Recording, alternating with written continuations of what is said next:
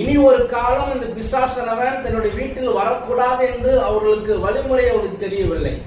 இந்த உலகத்தில ஒவ்வொரு குடும்பத்திலும் பிசாசனவன் ஏதோ ஒரு விதத்தில் ஆளுகை செய்து கொண்டிருக்கிறான்.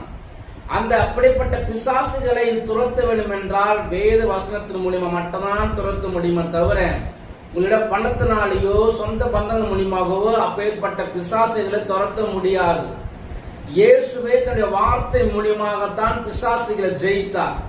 அப்படி நீங்களும் நானும் சோதனை காலத்தில் அகப்பட்டு கொண்டிருக்கும் போது அந்த பிசாசனவை எதிர்த்து நிற்க திராணி உள்ளவர்களாக வசனம் என்னும் ஆயுதத்தை கையில ஏந்தி கொண்டவர்களாக இருக்க வேண்டும்.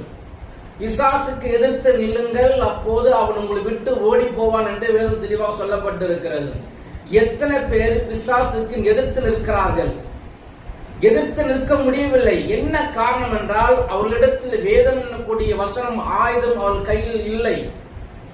வேதத்தின் மூலியமா தான், தேவனுடைய வார்த்தை மூலியமா தான் பிசாசை துரத்த முடியுமே தவிர மற்றபடி எந்த காரியத்திலும் பிசாசை துரத்த முடியாது.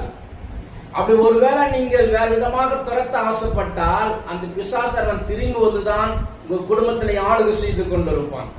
பிசாசுக்கு எதிர்த்து